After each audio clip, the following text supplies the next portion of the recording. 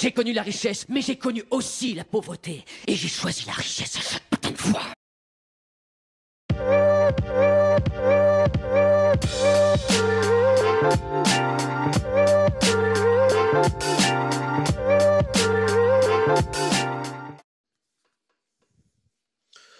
Et bonjour à tous et bienvenue sur la chaîne de l'Examen Crypto. Nous sommes le dimanche 13 juillet 2025, il est 9h59, bon il est 10h du matin. On va faire un point sur bien évidemment la situation du Bitcoin, on va regarder les news, on va regarder les indicateurs techniques et surtout on va regarder ce qui va se passer la semaine prochaine du côté du calendrier. Allez, on s'installe pour ce gros programme et on démarre cette vidéo avec cette cryptomap qui reprend des petites couleurs et oui effectivement ça fait plaisir. On a un Bitcoin qui a l'air de trouver pour l'instant une petite pause sur la zone des 107 000 $, donc on va regarder tout ça après. De toute façon, on savait, hein, on est le week-end, donc forcément le week-end, il ne se passe pas grand chose.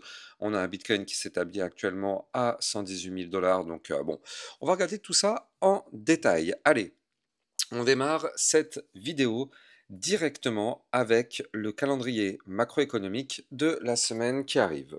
Alors, lundi, on n'aura rien, mais mardi, on aura effectivement pas mal de choses. Mardi, on aura les indices IPC, donc on aura l'IPC Core mensuel juin, l'IPC mensuel de juin et l'IPC annuel en juin. Donc du coup, on aura aussi mercredi le prix à la production, le stock de pétrole brut, et le jeudi 17, on aura la vente au détail principale, des inscriptions hebdo au chômage, indice manufacturier, fête de Philadelphie, vente au détail, et ce sera tout pour la semaine prochaine. Par contre, regardez, la semaine d'après, on va avoir aussi d'autres éléments, mais surtout, ce qui va nous intéresser, nous, ce sera la semaine encore d'après, donc la semaine du 28 au 2 août. Et là, regardez ce qu'on aura la semaine, cette fameuse semaine-là. Eh bien, on aura le 30 juillet, on aura la décision de la Fed sur les taux d'intérêt. C'est ça que tout le monde attend. Ça, est-ce que enfin Jérôme Powell va abdiquer et va enfin baisser ses taux sous la pression de Trump qui est constante? C'est le fameux jour J que tous les marchés attendent.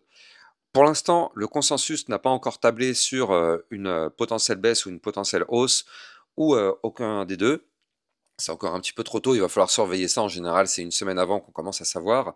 Mais clairement, ça va être le jour J, donc le 30 juillet 2025 sera le jour hyper attendu.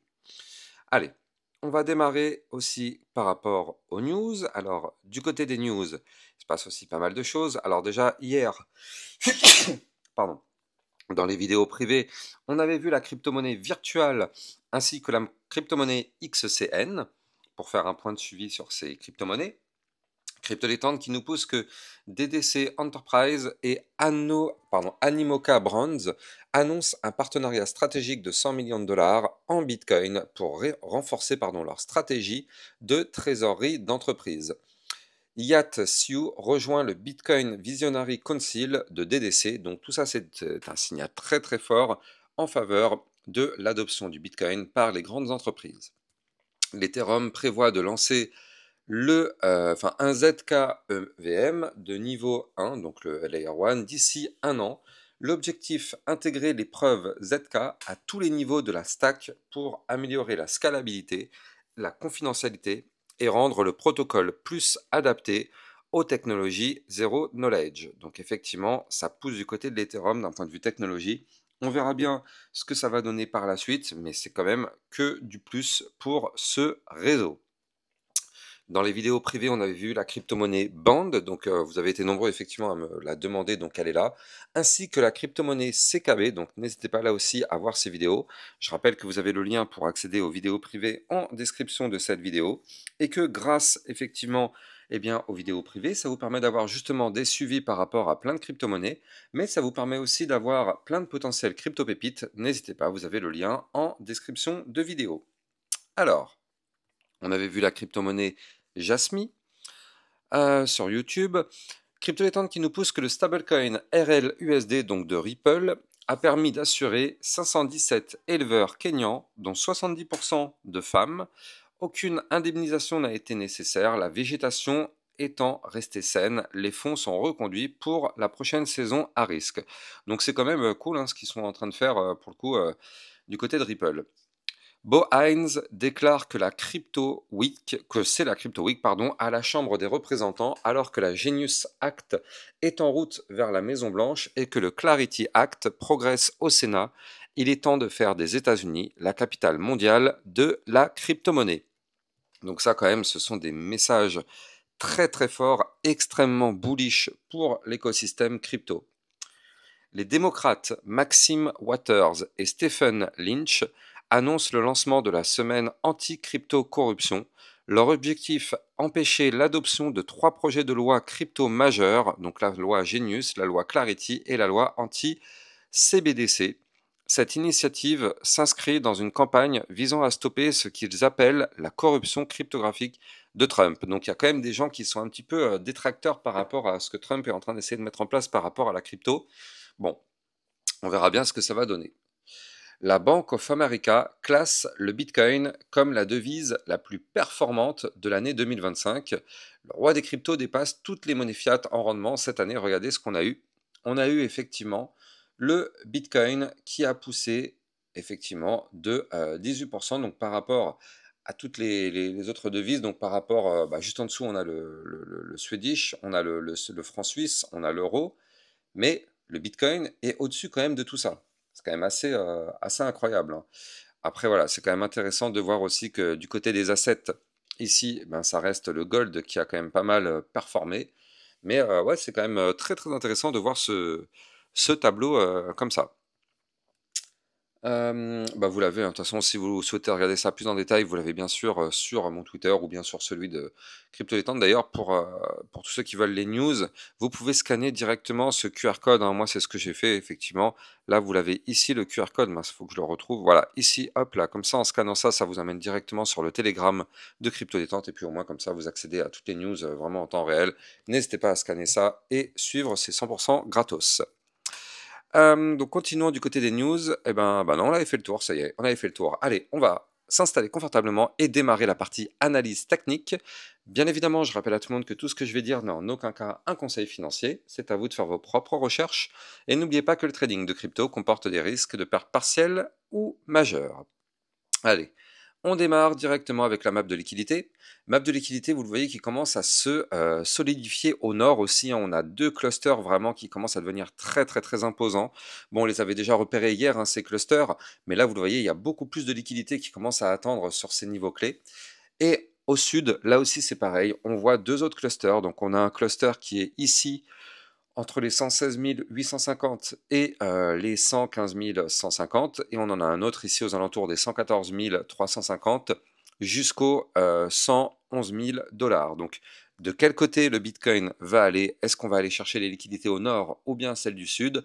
C'est ce qu'on va essayer de répondre au travers de cette vidéo. En attendant, on jette un petit coup d'œil vite fait sur le Fear and Greed Index. Donc on redescend un petit peu, on était dans l'extrême cupidité. Je vous l'avais dit, hein, je vous avais dit que c'était jamais bon signe qu'on est dans l'extrême cupidité. Effectivement, ça n'a pas loupé, vous le voyez, on a retracé un petit peu. On est de nouveau dans la cupidité, mais pas dans l'extrême cupidité. Mais c'est quand même intéressant de suivre ça. Alors cet indicateur, il faut quand même noter que quand on sera en plein bull run, ça ne voudra pas forcément dire grand-chose, parce qu'en plein bull run, on peut rester pendant plusieurs semaines dans l'extrême cupidité. On pourra rester, d'ailleurs ce sera le cas, hein, vous le verrez, on sera ici entre les 80, 90, ici pendant plusieurs semaines, sauf qu'en fait ça redescendra pas, ce qui est tout à fait normal, hein. Quand on sera en plein bull run, effectivement, ce sera une euphorie complète du côté des investisseurs. Tout le monde parlera de la crypto-monnaie, tout le monde sera hyper confiant, tout le monde n'aura pas peur d'investir effectivement en crypto-monnaie. Donc on pourra rester effectivement pendant plusieurs semaines ici, mais ça c'est des cas exceptionnels de bull run effectivement.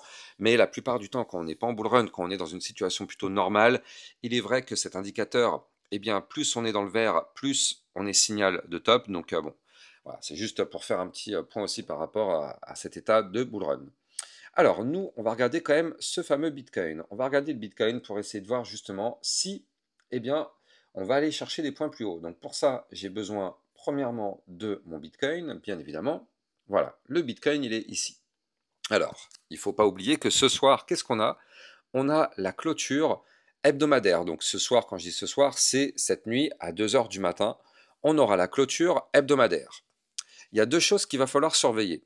On a une première résistance qui est à 118 251 $ et on a aussi un niveau clé qu'il va falloir absolument sauvegarder. Ce niveau clé, c'est la ligne de tendance haussière qui est ici. Donc effectivement, là, on a un niveau clé qui se situe à 114 600 $. Il faut impérativement clôturer la semaine au-dessus de ce niveau clé. Et ce qui serait génial, mais bon, ça c'est pas gagné, mais ce qui serait génial, c'est même de clôturer la semaine au-dessus des 118 251 $ pour que, effectivement, le Bitcoin nous montre de la force en cassant les résistances et surtout en pétant la ligne de tendance haussière historique qu'on n'a actuellement jamais réussi à péter. Donc ce serait quand même assez puissant. Maintenant, bon, tout peut se passer, hein, vous le savez, en crypto-monnaie, ça peut changer très très vite du jour au lendemain, mais pour l'instant, en tout cas, on continue de faire des points hauts de plus en plus hauts, des points bas de plus en plus hauts, donc le Bitcoin continue bien évidemment sa phase haussière. Mais moi, ce que j'aimerais, c'est qu'on arrive à péter cette résistance, parce que c'est celle-ci qui est inquiétante. Autant du côté du graphique, ça c'est pas grave, pour l'instant on est en price discovery. Je rappelle que le price discovery c'est la zone qu'on n'a jamais explorée jusqu'à présent. Mais par contre du côté du RSI, moi je suis embêté avec cette résistance. Parce que là vous le voyez, du côté du RSI on a cette ligne de tendance baissière qui pour l'instant est en train de nous bloquer, comme vous pouvez le voir. Et en plus de ça, on est à l'entrée de la zone de retracement. Donc si on n'arrive pas très très vite à casser cette résistance RSI, vu qu'on est justement sur la zone de retracement, eh bien, comme son nom l'indique, à quoi on s'expose? À un léger retracement. Quand je dis un léger retracement, c'est pour retomber à 115 000, peut-être même 113 000, voire même pourquoi pas les 110 000 ou encore les 107 000 $.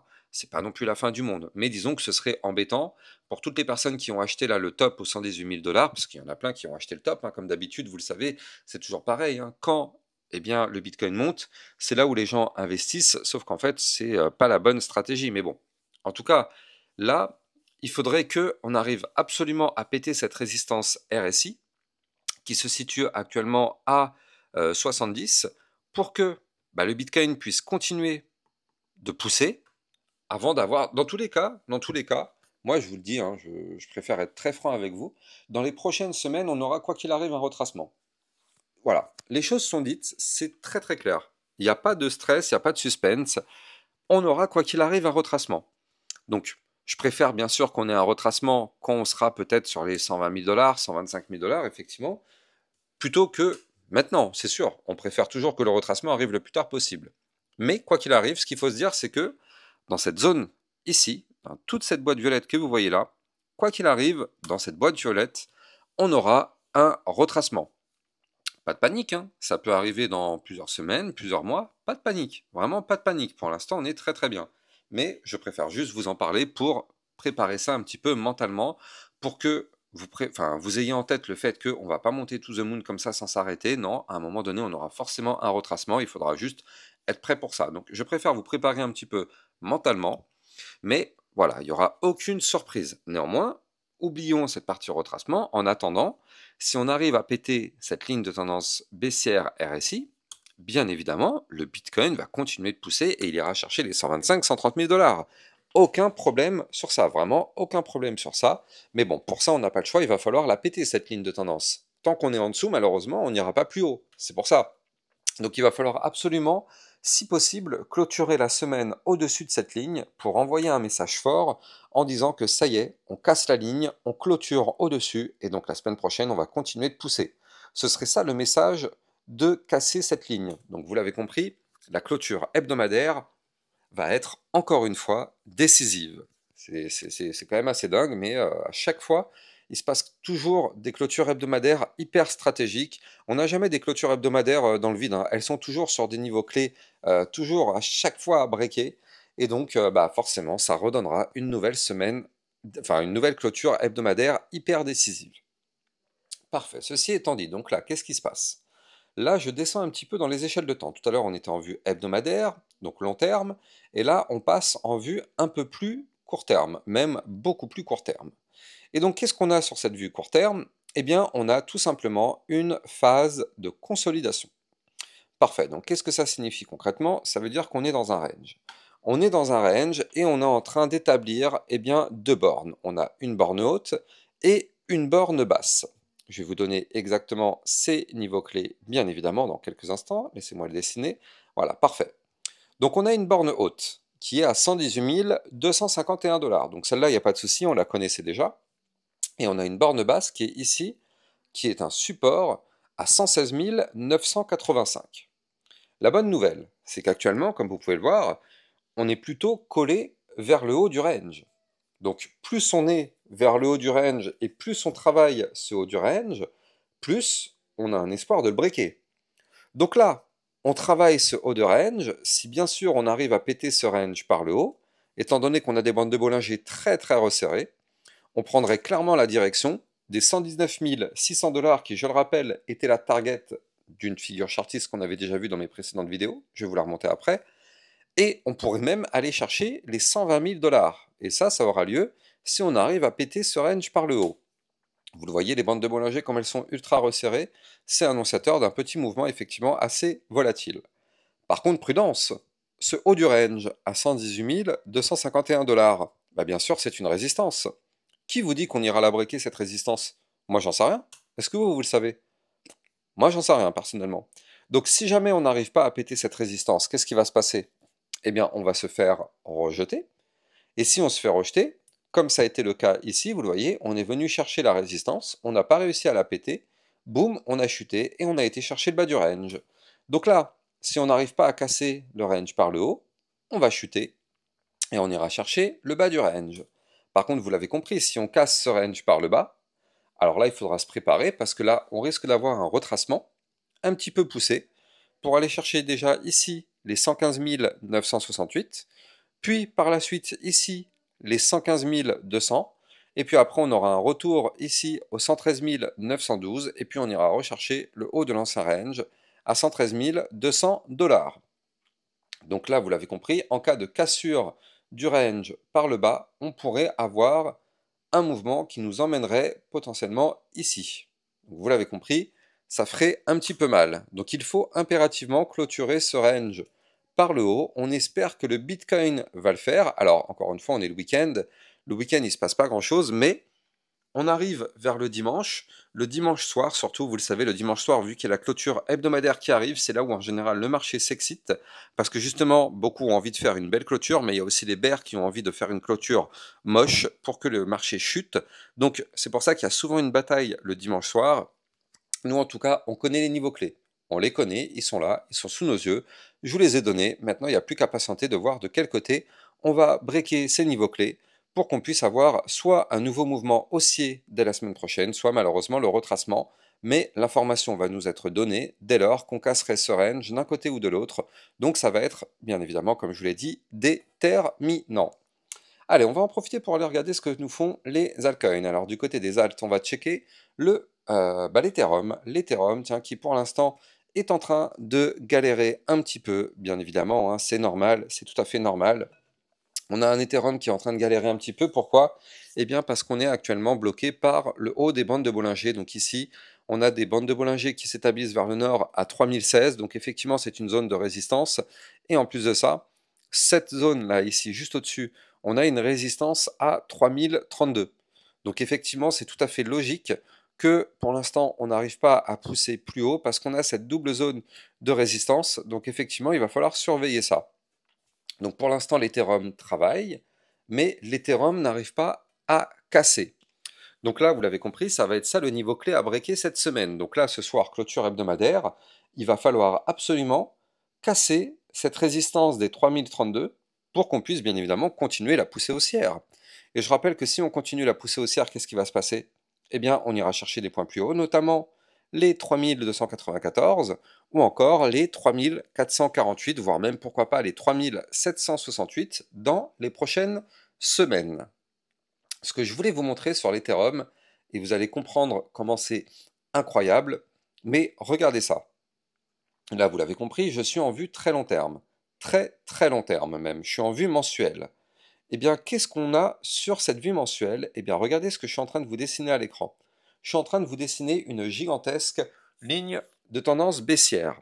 Ligne de tendance baissière qu'on suit depuis le précédent bear market. Vous le voyez, on a eu ici, c'était quand? C'était en novembre 2021, le bull run, et derrière, on a eu le bear market. On est passé de l'Ethereum, sur l'Ethereum des 4871 $, on est retombé à 898. Donc ça, attention, hein, c'est ce qui nous attend pour le prochain bear market. Je ne sais pas jusqu'à combien pourra aller chercher l'Ethereum, mais quand on sera en bear market, il faudra s'attendre à une chute tout aussi impressionnante. On est prêt pour ça. Mais en tout cas, là ici, vous le voyez, on a une ligne de tendance baissière extrêmement importante. Et pour l'instant, on n'y est pas encore. Mais si on arrive à la breaker, cette ligne de tendance baissière, qu'est-ce qui va se passer? Ben, vous l'avez compris, il va se passer quelque chose d'impressionnant sur l'Ethereum. Je vais vous expliquer tout ça, mais avant, je rappelle bien évidemment que vous pouvez trader toutes ces crypto-monnaies sur la nouvelle plateforme Bybit Europe. Vous avez bien évidemment mon lien de parrainage en description de vidéo qui vous permet d'obtenir un bonus sur votre inscription. Donc n'hésitez pas à taper dedans et surtout ça vous permet de trader sur une plateforme 100% validée en France et en Europe. Aucun risque de fermeture, elle a obtenu tous les agréments possibles pour que justement cette plateforme puisse exercer librement et en totale légalité. N'hésitez pas bien évidemment, vous avez mon lien de parrainage en description de vidéo.